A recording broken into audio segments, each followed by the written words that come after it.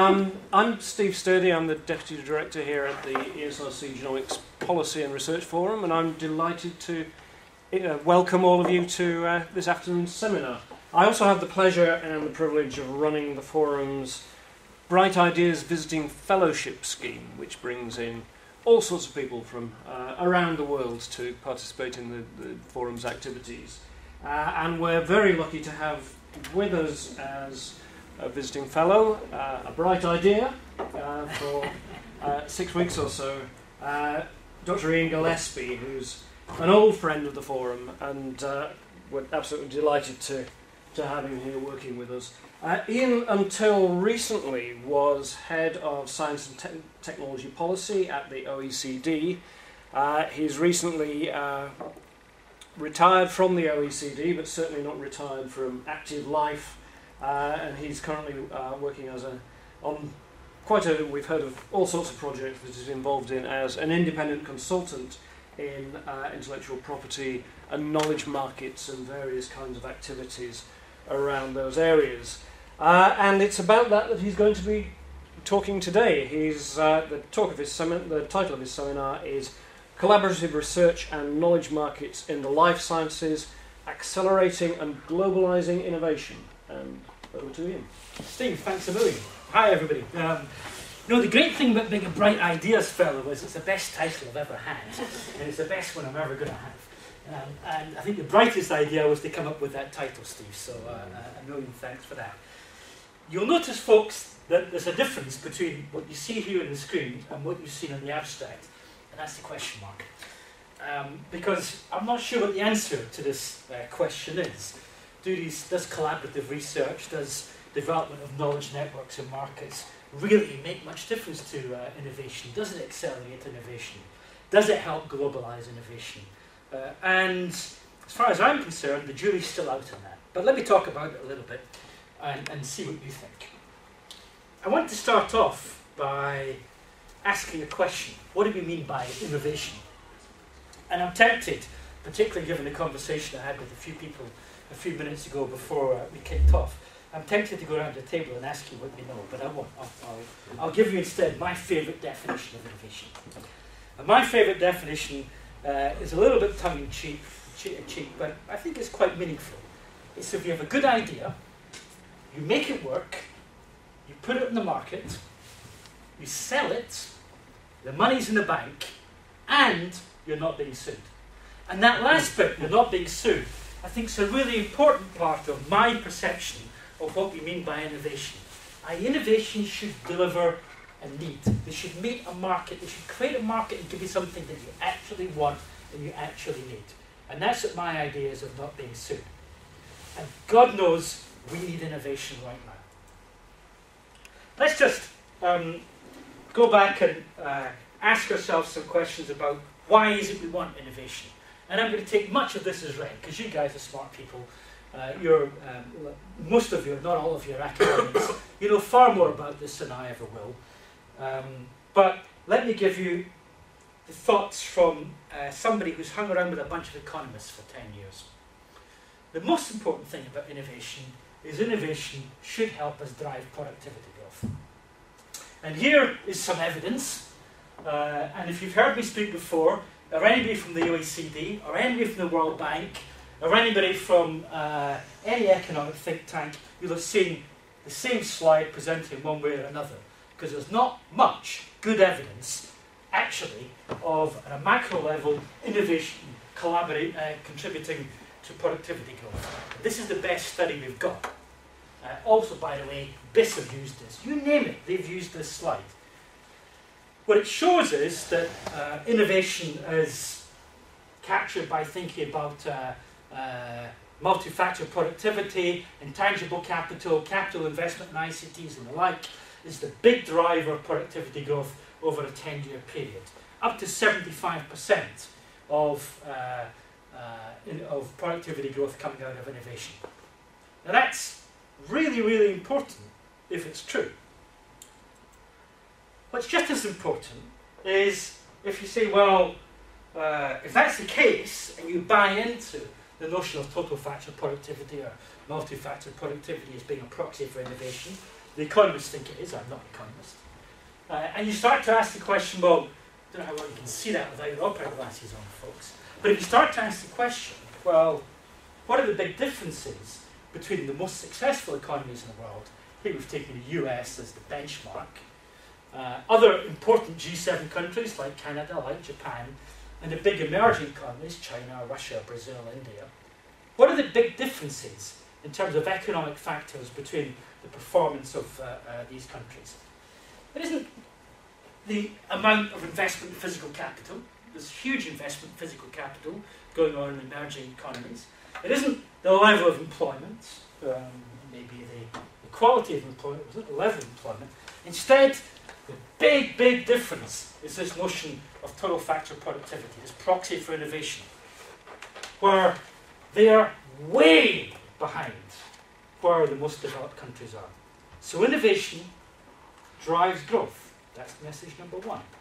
Innovation creates the big difference between the most vibrant economies and the emerging economies. Now, I could also put up slides, I'm not going to, don't worry, I've got too many slides as it is. I could also put up slides about the role of innovation in delivering the things that we're interested here in the forum. Because economic growth's nice, and innovation's nice, but innovation for innovation's sake is not what we're about.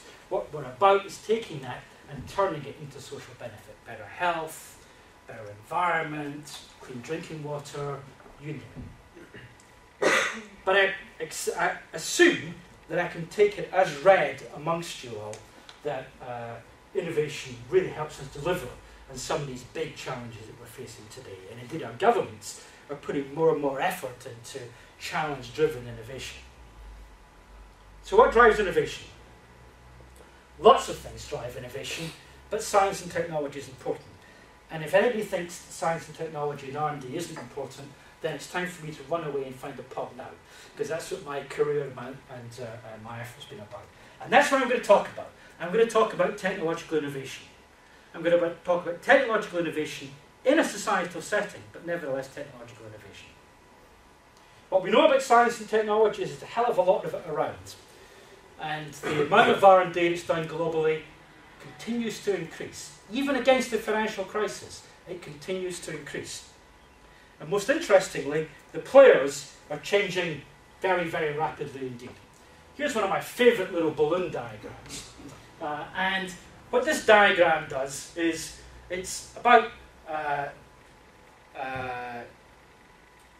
it's a Scopus database, so it's well-quoted science articles. The size of the blob is the number of articles that you get, and the link, the dark line between the blobs, is whether you have co-authored articles with individuals from other countries. And you'll see two notable, well, perhaps three noticeable things happening over this 10-year period. One, almost everybody's doing more science. So there's more articles, at least publishing more. Second, the links are increasing. Many, many more co-authored articles. But most importantly, are the blobs around the periphery here, and particularly China. Look at the difference in the amount of science that China's doing nowish compared to 10 or 15 years ago. India, Brazil, other countries too, increasing. 40% of the increase in science and technology expenditure that we've seen in the last 10 years has come from China. So there's a huge, huge, huge catch-up going on here. Science is globalizing, more networking, more science being done, more R&D being done.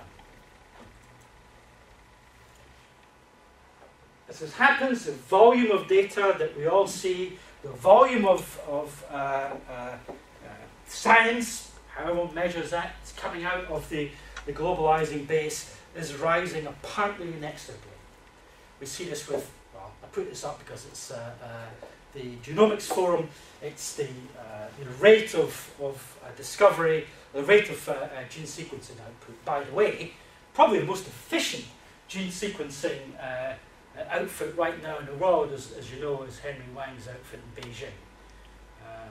Interestingly, even Singapore, with their Biopolis effort, are starting to scale back now. simply because they can't compete with the amount of effort the Chinese are putting in. As well as more science, if one asks the question, well, okay, how do you turn that science into knowledge? What's knowledge? Is knowledge wisdom? How do you measure knowledge? And here we get into sticky ground, as you all know, because measuring knowledge starts to become problematic. What do we actually mean by knowledge? The proxy that's most often used, particularly in the outfit I used to work with, the OECD, is patents, trademarks, other IP.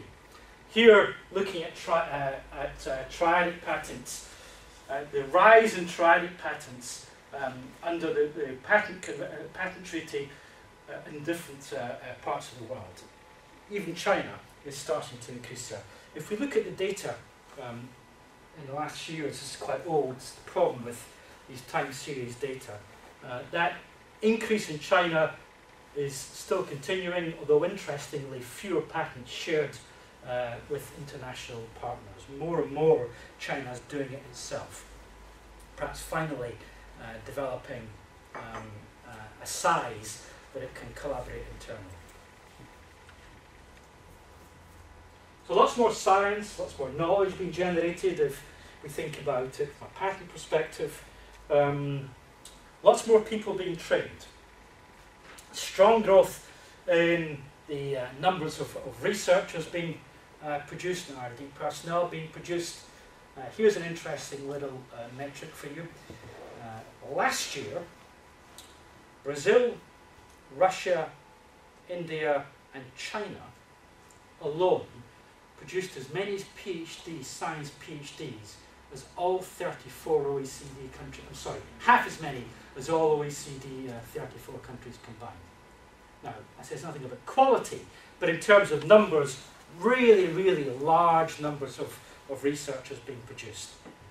And not from the OECD so much, outside, from these emerging economies. Migration of the globally talented goes on apace. Here looking at the number of tertiary education students enrolled outside their country of origin. See a really, really, really big increase. In some countries, Canada for example, very, very open indeed to students from the outside coming in. So a real global circulation of talent going on. This is a busy picture, but I like this one because it shows something of the potential. Here, this looks at the amount of R&D that's being done. The size of the blob basically is the more R&D you do, the bigger a blob you have. And it's plotted against here R&D as a percentage of GDP, and here the number of people, the proportion of your population employed. Now what I think is really interesting here is China's got a really, really big blob, but it's spending a relatively small amount of its GDP on R&D compared to, say, Japan. And it's got a tiny, tiny proportion of its population involved in R&D.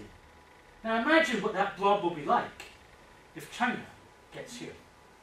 So the potential for these emerging economies to really drive transition in development of science, the development of R&D, development of knowledge is really, really significant. And we don't see any abating of that, at least certainly not over the last 10 years, of that inexorable, apparently inexorable rise. A few more slides just on how science, technology and innovation is changing before we get into the meat of this around IP and knowledge management and knowledge markets. Whenever I've gone around the world and I've talked to those who are responsible for innovation policy, for economic policy in their countries, one of the things that you continually hear is we're trying to get business to invest more in science and technology. We're trying to get our business expenditure on R&D to increase. And certainly you can see a trend that suggests a gradual move from public sector R&D to business financed R&D. And it seems to be taken as a universal good that more business R&D and a higher proportion of business R&D is better. And I think that's like all metrics, it's something that people should be very, very cautious about. Certainly we see some transition. The country in the OECD who has the highest percentage of business financed R&D, any guesses?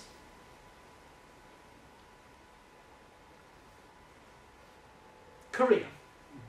Now Korea is not noted for being the most, and my Korean friends would forgive me for this, not noted for being the most innovative country on the planet. It's got a couple of exceptionally innovative firms, but it's got a very, very, very fractured public R&D base. So more is not necessarily better, but nevertheless we've seen this shift in focus. There's another reason that more is not necessarily better. Here, what some very smart people have done is to go through a long series of patents for pharmaceutical products. And they've asked the question of the papers cited in these patent applications. What work was done with public sector financing of the science? What work was done with private sector financing? What was done in hospitals, other government facilities, and the like? Green is private sector here. Red is not profit. Most of the rest is public sector of one sort or another. So what you'll see here is very significant dependence in our field, in the life sciences, on publicly funded research. Now this is a little bit counterintuitive if we're arguing, well, more business R&D is important. So where is that business money being spent? How is that business R&D leveraging what's happening in the public science base? These are important questions that simple metrics like what's the level of bird, what's the level of GERD aren't going to get you. And there's similar data for engineering, for semiconductors. Semiconductors shows a very, very similar profile. It's not what you'd think. So we rely on our public sector R&D very much to provide the fertile ground to build and translate science into money rather than money into science. And we are bad as a group of countries. I talk as if I'm the OECD. I'm not, forgive me. But in general, none of our countries are very good at articulating why public research matters so much. And I think this kind of data is extremely helpful in getting that message across to the ministers of finance around the country. All right. One of the last things that I want to say before we get into knowledge markets more generally, I'm trying to set the conditions for why this matters, is we've seen also a very big shift over the last 10, 12 years from national investments in tangible assets, so roads, airports, hospitals, the like, you might not think this is good, into intangible assets, into knowledge, this notion of a knowledge-based economy. Governments seem to be following this rhetoric with much more investment in intangible assets, as do firms. Across the economy, we see a shift to more service-oriented, more IP-backed up investments. You see here a range of the kinds of investments that are made through intangible asset investment. In actual fact, I just realised as I was walking down the corridor, it wasn't the picture I wanted to show you. The one I wanted to show you, but I didn't, I failed again, is one that looks at the transition between tangible asset investment and intangible asset investment. Incidentally, if any of you are involved in treasury operations, intangible assets are poorly reflected in GDP figures. Okay. So, innovation's changed. There are many, many more players, you know this. China is the rising star, but India, Brazil, Russia, South Africa, a number of other countries are playing catch-up too. We see much more international collaboration. You see that at the level of citations. You see it, I'll show you some data in a little while, at the level of patents, at the level of trademarks. You see more vertical and more horizontal integration of the research effort. And all of you know, again, at least as much as I do, about this phenomenon of open innovation.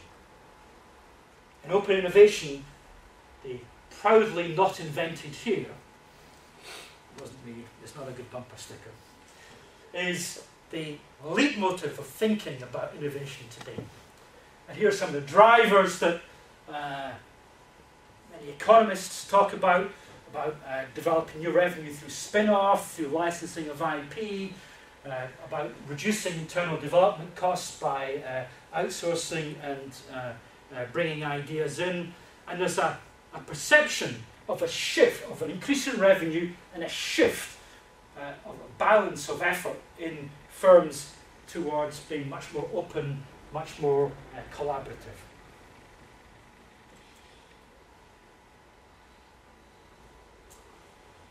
Well, that may be the case, so let's test that in a moment.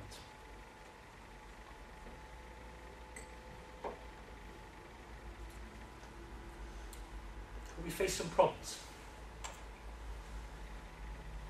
Here's the first problem. There's a big rise in science being done. This is quite small and quite far away. I'm sorry. So I'll translate it for you. There's a big rise in science and R&D being done outside the OECD countries, outside the traditional, outside the G7 countries for that matter, by the so-called BRICS. Huge effort. You're not capturing the value. What this does, this asks the question, all right, let's compare how good you are at getting triadic patents, and that's patents in the three main areas, in the US, in Europe, and Japan. You want to be here. This is Switzerland. They're really good at triadic patents per capita. Here, it's how many cross-border trademarks do you own? So what's the brand value of what you have? So as I say, you want to be up here. If you're up here, you're technologically advantaged. If you're down here, you're technologically disadvantaged. Here's India, here's China. China does a hell of a lot more R&D than Switzerland. But Switzerland's up here, and Switzerland's creating real value. So even though the science is becoming increasingly distributed, the value that's captured from them is not. Now, like many things, that's the glass half empty, a glass half full perspective. One could say, well, that's good, because from a competitiveness position, we don't want to be outcompeted. Where's the UK? UK's here, not so badly. From a global equity perspective, from a challenge of continue that investment, a very large investment with meeting global challenges, then it's probably not so good that some of the most populous nations in the planet are down here and getting very little value indeed. So that's challenge one. Challenge two, we're spending a lot of money, but are we spending money on the things that we really want to spend money? In this country, right now, Scotland, just in case you're wondering what I meant by this country, if the First Minister were here, I'm sure the First Minister would say, look, it's all very interesting, but what the hell is happening around energy? Because we've got this big renewable energy initiative, we want to see investment in energy, we want to see us building the Scottish economy, we want to see us contributing our know-how, our wisdom, our knowledge to energy solutions globally. Well, here again, bad news, good news. Bad news is huge disinvestment in public sector R&D expenditure on energy in the OECD countries.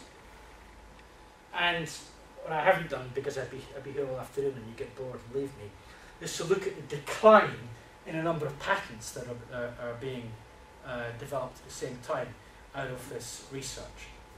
So, is the money going where the challenge, where the requirement is? Maybe the answer in Scotland is yes, but globally, at least in the OECD, the answer is not really at the moment. So first problem, the benefits are not being widely accessed. Second problem, how long am I supposed to talk for, by the way? Oh, about 45, 50 minutes. Okay, fine. Just checking. Otherwise, I have to speed up very quickly. Second problem, the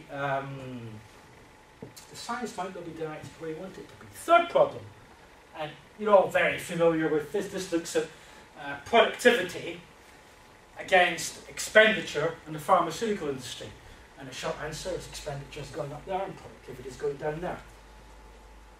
And I picked this because it's the most well-known figure around in the life sciences. But in fact, across the economy, we had significant productivity decline prior to the economic crisis. Which brings me to the really dismal news, which is the economic crisis. This looks at trade flows. It's quite old now. It's only to the beginning of 2007. They haven't much recovered. This looks at decline in venture capital. Again, quite old, only until middle of 2009, but it's not much recovered. This looks at more globally a decline in venture capital over a 15-year period. From this great peak in 2007 down to gradual decline, increasingly difficult to get access to venture capital worldwide. It's very fragmented. This is the ratio of venture capital to GDP, US. Very nice, thank you very much. Israel, absolutely staggeringly good. And here we are here, not so fabulous. So very fragmented access to venture capital research. If we ask the question, how good has that investment been? In the early years, great returns on venture capital investment in Europe and the US. More recently, who want to be a venture capitalist?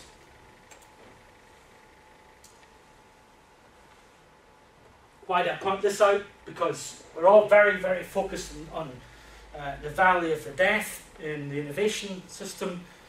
We tend to be a little bit more sanguine, or perhaps you don't, but many of the people that I talk to tend to be a bit more sanguine about availability of venture capital funds.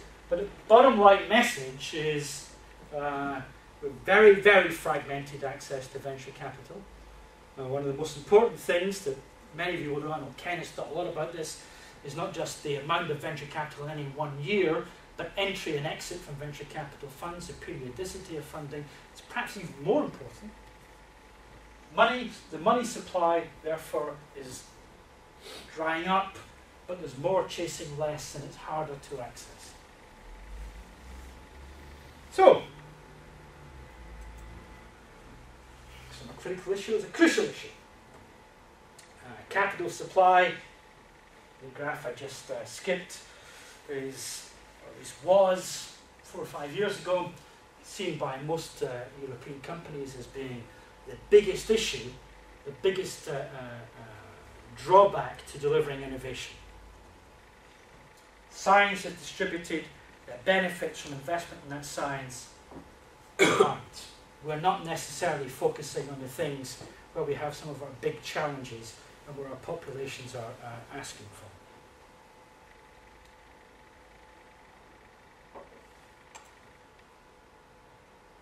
Oh dear. So, where all of our countries in the EU and the OECD have got to is to start to talk about knowledge-based economies. And you say, well, when you start to talk about that, Iain, you've been doing it for 10 or 15 years. Indeed they have, and every time I go to a conference, I hear that knowledge is the new currency of growth. Knowledge is the engine of growth. You are the essential engine of growth. The OECD should be, I'm not from the OECD any longer, the OECD should be the locomotive that pulls the global economy to recovery. And it's the same rhetoric time after time after time after time after time. But the bottom line is, We're not translating that knowledge into innovation and the outcomes that we want. We're not getting the productivity gains we're looking for. We're not spending the money on the research the place we want to. It's tough to get access to cash. There's a lot of knowledge floating around, and it's difficult to see how that's being captured. Oops. I apologise for the animation. So I turn to WIPO. WIPO is an organisation that's going, I think, through a real renaissance now. And WIPO have just recently issued their World Intellectual Property Report. And they're asking questions around, well, to what extent is collaboration around R&D, collaboration around innovation, to what extent is that addressing some of these challenges that I've been banging on about for much too long?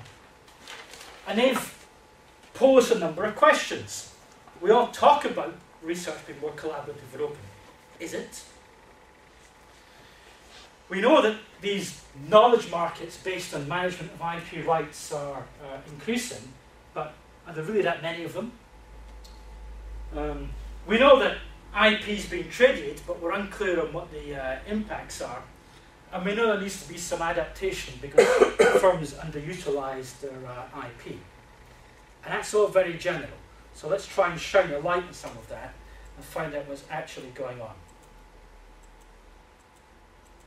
You'll all be silent when we finally has gone into knowledge markets. So, knowledge markets, knowledge networks and markets. One of the most ill-defined terms around an innovation landscape. When I think about these, I think about three different sets of transactions. And these sets of transactions are about trying to share resources, reduce transaction costs, get access to knowledge, and deliver on productivity gains. One, IP marketplaces, patent pools, clearinghouses, brokerages, online options, licensing deals and the like. Two, collaborative innovations, groups of often firms coming together and looking at often pre-competitive research to try and overcome some cost challenges. The two obvious ones in our space are the Innovative Medicines Initiative in Europe, and here in Scotland, the Dundee Kinase Consortium. And then knowledge platforms, which may or may not be costed, which may or may not be monetised, where there's real information exchange. And here we see many of the emerging countries are using these kinds of platforms, particularly for drug development and drug delivery. Just go through the animation, if I can do it without going too far. And one can split these kinds of knowledge markets into a simple matrix of systems which are very, very open, or rather closed within firms, across firms, and which are non-commercial or commercial. So IP trading is up here in this top corner, and kind of open source systems are down here. The question that WIPO are playing with, that the OECD are playing with, our government's playing with, and others is, so there's these knowledge exchanges going on. Do they work? Are they more efficient and more effective than traditional systems of innovation? Have we got a problem with them? Do we need to do something? Help. And we've been digging a little bit, partly in the OECD, partly in WIPO, partly now with a partner I'm working with in McGill, and trying to understand what's actually going on in these knowledge markets and life sciences. And I have to tell you, ladies and gentlemen, I'm not going to throw that much light on it, I'm afraid to tell you. What we do know is, if you look at the IP, the patent trading parts, the top right-hand corner of the matrix that I showed you, certainly, you can, using patents as a proxy, you can see that cooperation and innovation is growing. But it's a proxy, so we know that there's co-ownership of patents. Does that mean that's delivering useful innovation? Don't know. Don't have the metric. But certainly, nationally and internationally, there's much more co-ownership between businesses and public research organisations. We say that's good, but we don't know actually what the outcome of that is. We measure outputs, but not outcomes. We know that, this is a slightly bad graph, there's a thin blue line just above the black line that says national, that no one can read, not even I. We know that businesses are co-owning innovation, again through patents, so seems to be a bit more openness around ownership of IP. Oops, going the wrong way. And more tangibly, we know that people are making money out of cross-licensing. Here you can start to put some figures on this. You can see that licensing, the exchange of IP across borders is increasing, and that there's a significant amount of revenue being made from that. So we're interested in thinking, well, okay, so who's actually using these licensing, these internationally co-owned patents? Who's making revenue from this? Who is this working for?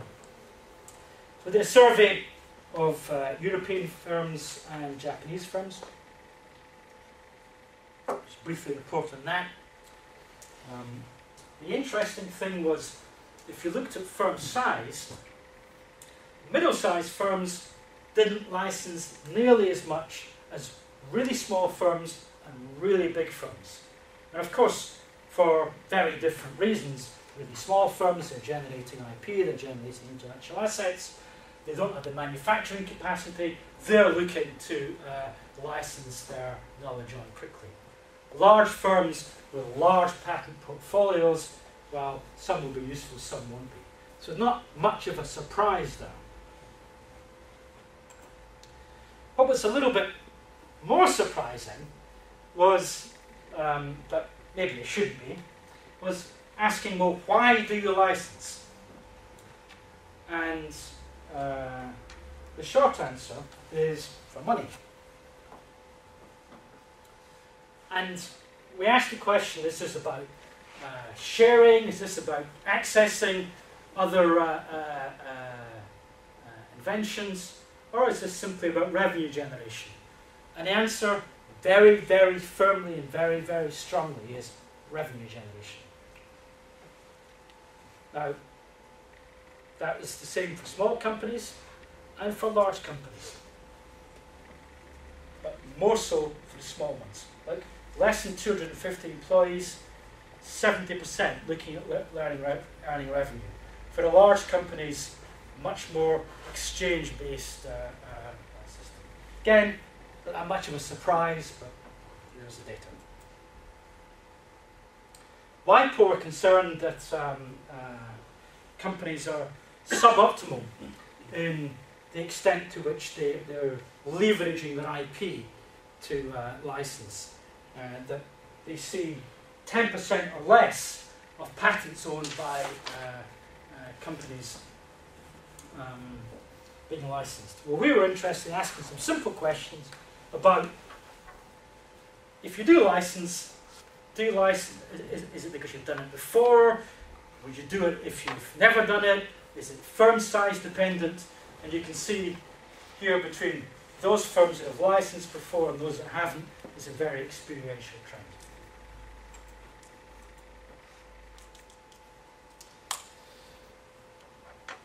So much for licensing. What we also see are a big rise in these consortia, in knowledge exchange systems. There's a couple of papers, one's out. I think I sent you the link to it in the blurb for this. There's a second paper that will be coming out later towards the end of the year called Knowledge Markets and Life Sciences. It should be a free download on the OECD website. Much of this you'll see there. I think the key point about these consortia is there are many different forms of consortia that are being formed. some are academic driven, some are government driven, some are driven by regulators, some are driven by companies. They're very, very different focal points. Whoops, I'm not doing well with going forward here. And they're on the rise. So 6 or 7 years ago, there were a very small number of these consortia. Now you start looking for pharmaceutical consortia. This is just the number of Google hits that you get. And, well, this slide's a year old. They were 40. And I haven't bothered to update it. But it's a real rise in these consortia that have been set up, mainly pre-competitive. Big issues around establishment of consortia remain around two things. One, IP. Who owns, who shares, who provides access. Actually, that's usually sorted out pretty well. There's no single model. It's very much partners determine the model. The bigger problem is that the consortia are getting, the bigger challenge, getting closer and closer and closer to what one might think, or antitrust authorities might think of as being competitive research. So the big uncertainty, the big challenge here is how antitrust authorities, competition authorities, will react to the rise in these consortia. And when I was in the OECD, every 6 months I'd be called in front of the competition committee to talk to them about what was happening in patent pools, clearinghouses, and consortia in the life sciences. Competition committees, competition authorities of the OECD countries are continually monitoring what is the edge. Now, interestingly, sometimes they were more open to these consortia thinking than were people who coming from industry said, well, we can't do this because the antitrust authorities wouldn't let us. But it's been a dialogue there, a systematized dialogue that doesn't exist right now. Okay, moving into the final phase of my comments. Now you'll be delighted to hear Steve, because I've got one eye on the click. I'm going to get on to a few thoughts and recommendations that have come out of these various studies around knowledge markets.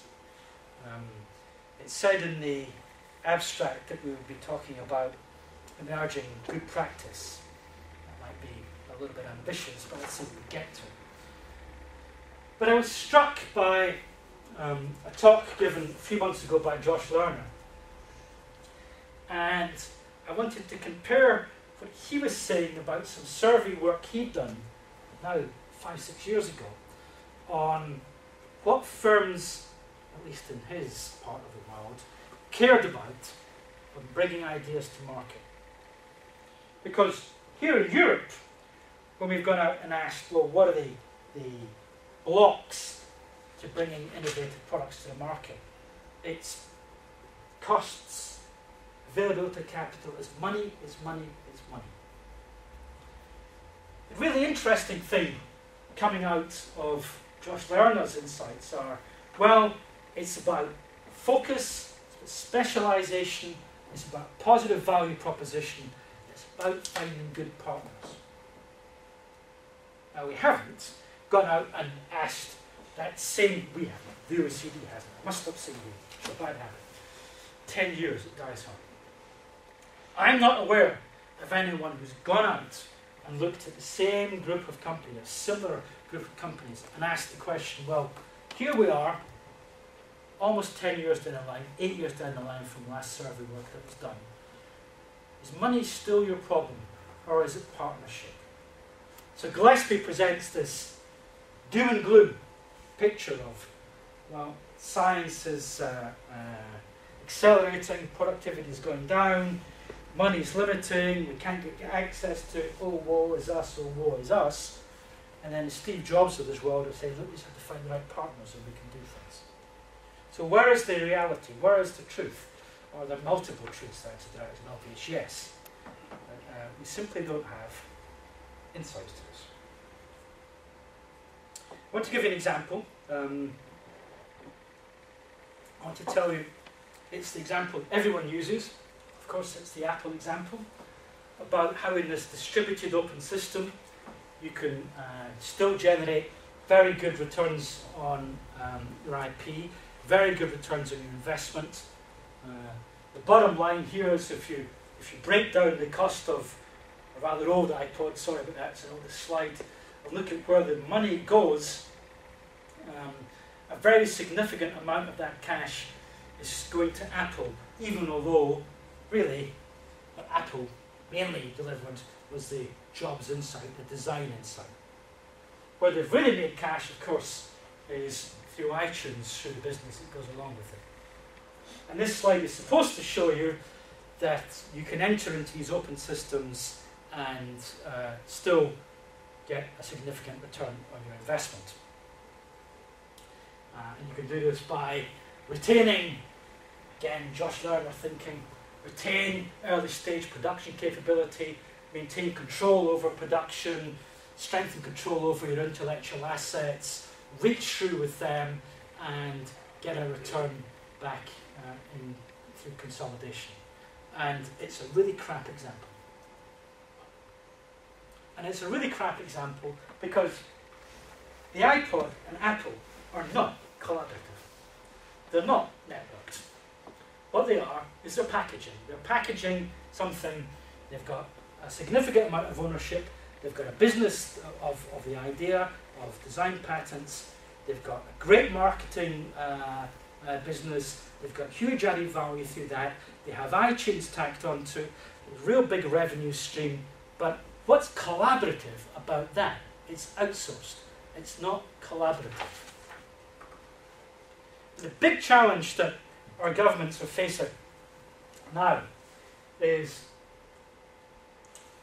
if collaborative research is really, collaborative R&D is really happening, if these knowledge markets are really building the way Gillespie has been banging on about, if they are the shape of things to come, how do we get a return on our investment through public science, through public investment that comes back into our country and is not distributed more globally? Can we do that? Or do we invest in a global R&D enterprise and hope that we will get a share of that global return? What are the levers that we can use? Because we can chase IP, we can value our intellectual assets, we can control IP, but if we go back to that slide I showed you earlier about where the returns are being taken in terms of trademarks and patents, where the value is in collaborative R&D, the Swiss are doing brilliantly, the Chinese aren't. How long will that continue?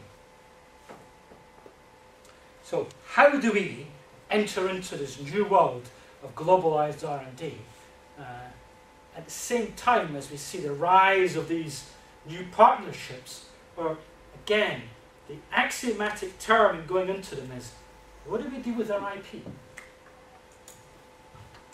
So IPO's insight in this is difficult to take issue with. It's rather general. It has to be done, but I'm not sure it gives us any answers. We have to determine the impact of collaborative research. We do. Unfortunately, we're not sure how to. We have to encourage university and public research organisations to patent, but at the same time we have to safeguard against unintended effects. We could have long discussions, maybe we will, over Bayh-Dole and the impact of that in the US, where we see a new Bayh-Dole type approach for intellectual assets. Clear roles in IP ownership, scale-up of TTOs, nothing new in any of that. Avoid crowding out of research as a consequence of IP ownership. Well, there's a real issue there about how do you actually ensure that money goes into delivering the things that you want to deliver. And ladies and gentlemen, I'm not sure we have a solution. The OECD perspective, a little bit more detail, but it's rather similar. The OECD concludes, well, there's a shift in culture, there's new acceptance of these strategies of these open systems, there's more networking going on, there's enormous potential, you have to value knowledge assets better, that valuation is underdeveloped in economics organisation. There needs to be more interoperability, And oh, by the way, you need to provide long-term financial support for this to actually happen.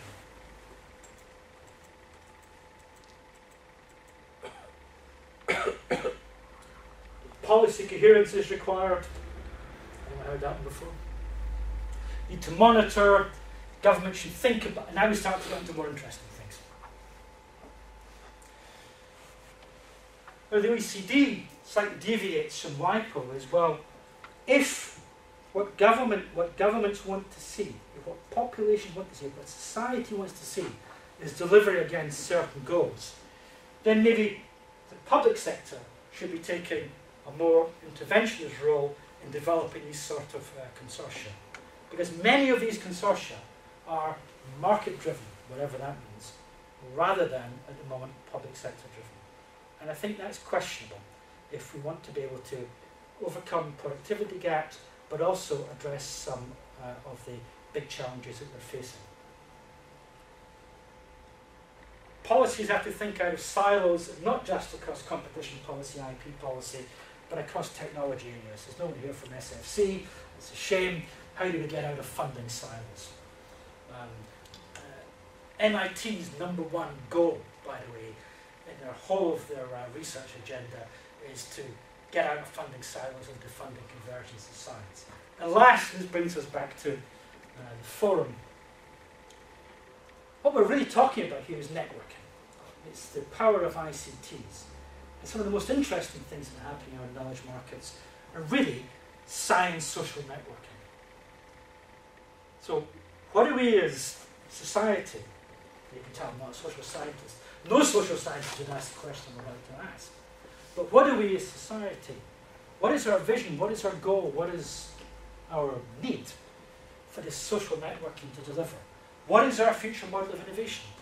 Is it this IP growth-driven model of innovation, or is it something that's more generally distributed? And I think that's a big open question. I think that's one of the things that the Forum tried to do with the OECD last year in the Bio-Digital Futures meeting. The last slide I'll leave you with, sorry, it's in French, I don't have it in English. It looks at science innovation profile of the UK up against the OECD average. The dotted line is the average, the hard line is the UK. You probably can't read it anyway. The important things is where the UK deviates from the norm. And here, this is the amount of business R&D that's financed from overseas. UK, the norm. UK is unbelievably open. Here's the amount of business and public investment as a proportion of GDP invested in R&D. Quite far behind. Here's how we do in terms of our citation indexes. Way ahead of everybody else. Aren't we fabulous? Here's how we do in terms of risk capital as a percent of GDP against the norm. Again, not doing badly. But we're behind the curve on patents. We're behind the curve on this knowledge generation. And we know that most patents don't turn into real positive outcomes. Ladies and gentlemen, if this new world of knowledge markets, knowledge networking is really going to become the norm, we need to do better. Thanks very much.